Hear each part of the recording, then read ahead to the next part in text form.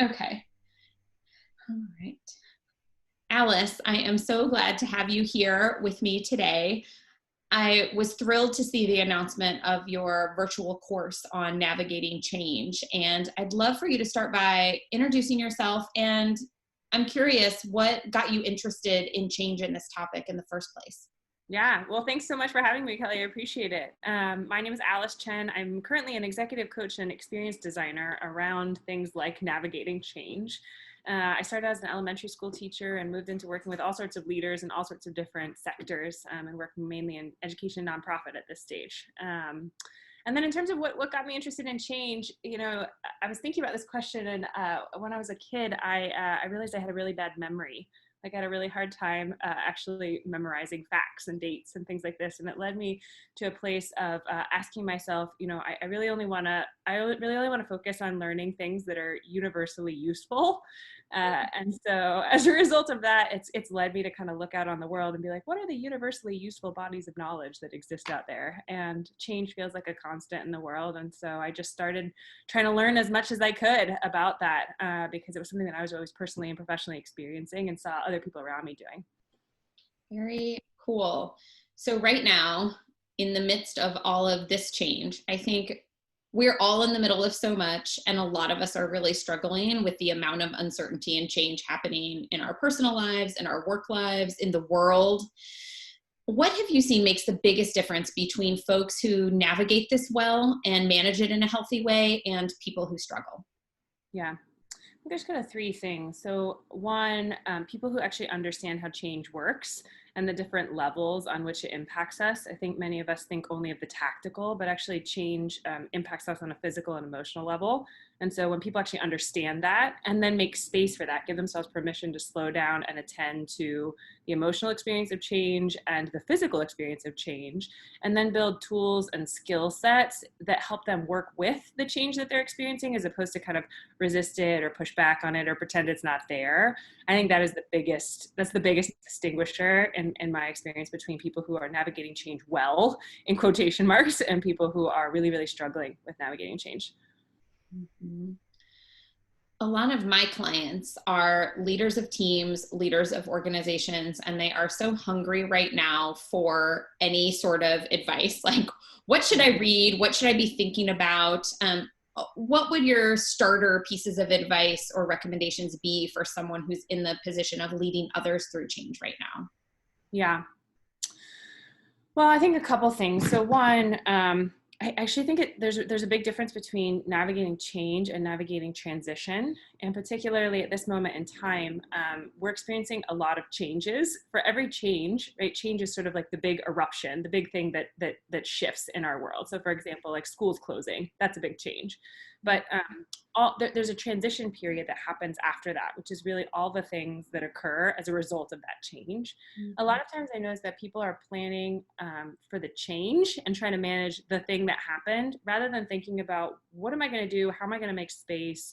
How am I going to support my team through the transition period? And right now we have a lot of rolling changes that are occurring where, schools close and then this happens and then this happens. And it just feels like this constant wave of change and people are trying to catch up with the change. I think if we step back and we think about, okay, great. If I know that there's going to be a lot of change that's going to roll through, how do I actually carve out spaces and systems and structures to attend to the transition stuff? And the transition stuff is going to be having conversations about how people are doing and feeling, right? Maybe slowing down a little bit and taking a little bit off of our plate, making space for that, because change and transition takes up mental and emotional and psychological space, and we can't always do all that we're used to doing. It might be things like really getting rigorous about prioritization so that as new things shift in your world, like you don't have such a full plate that there's no room to actually pivot.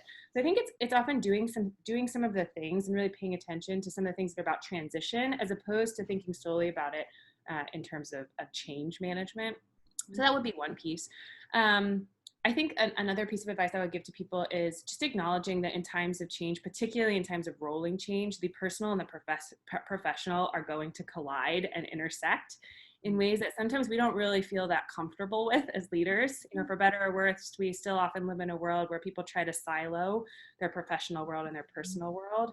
And when we're experiencing change at the magnitude that we are right now, you know, kids are running across video screens, and, you know, sometimes you just can't do and separate your personal and professional life in the same way. I've seen a lot of leaders who are not, are resisting that. Right? They want to insist that no children, no, you know, no personal stuff, like you're working 9 to 5. They're not shifting sort of the ways of being. And so I think that that's making it harder to navigate the change. So if you can come from a place of acknowledging that these things are going to intersect, I think that's going to be really powerful. And then I always recommend to people that they start to learn to take an emergent planning approach to the things that they're doing versus a backwards planning approach. I think oftentimes as leaders, we are conditioned in this world to try and figure out where we want to go, what's the thing we're reaching for, the, you know, outcome we're trying to achieve, and then to try and forecast and see all of the different steps along the way and things we're going to need to do in order to get to that destination, and get a really intense strategic plan going before we actually take any action on it. And particularly in times of change and transition where the world is really volatile, and things are changing rapidly, it's really tough to actually be able to execute that. And so I recommend that people take an emergent planning approach where, you know, get clear about where you're hoping to go, but then come back to this moment in time, whatever the next chapter is. And often a chapter is a week, 2 weeks, a month, right? That's about as far out as, I mean, I don't even know if I can see it out a month right now, Kelly, to be honest. But, you know, look out a short distance and then make your plan for there, and have a plan for when you're going to come back and think about the next chapter. So rather than trying to feel like you got to figure it all out before you get started doing anything, you know, really communicate with your team, hey, we're going to have to take an emergent planning approach here. Here's what that's going to look like. We're aiming for this. Let's focus on the next 2 weeks. Let's focus on the next 4 weeks. And here's when we're going to sync up to look a little bit further ahead. I think when people get really good at doing that, it relieves a lot of pressure on them, right, to know all the answers. And I think it actually helps them be more flexible, and also supports the people around them in not feeling quite so much pressure that they need to know and control all of the steps between point A and B, which is just, you know, in this world, it's not possible right now. Oh, I love that. I hadn't heard that articulated that way before, the backwards planning versus emergent planning. And I think it is such a great distinction to make now. And I'm thinking about it in my own work as well as for my clients. So thanks for that. Yeah. Tell us a little bit about this, how people find you in this course you have going now. Yeah, well, you can find me on my website, which is wayfindingwisdom.com. I do coaching, particularly for people who are navigating through change and transition. I also do a lot of experience design, teaching some of these principles that we're talking about here.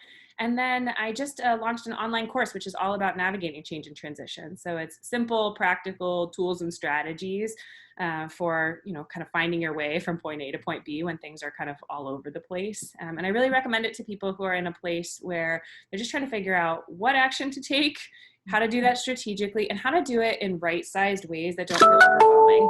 Because one of the challenges I think about change is that we often get overwhelmed really quickly. And then, you know, I work with a lot of high achieving people, I bet you do as well. We tend to think we need to take big action in order to move forward in our lives. And so this course is really about how do you right size things so that you're moving in the direction you want to go, but not doing it in such a way that just becomes a task on your list or something that really adds more stress to your plate. Very cool. Thanks so much, Alice. I've so enjoyed reconnecting with you, and look forward to staying in touch. Have a good weekend.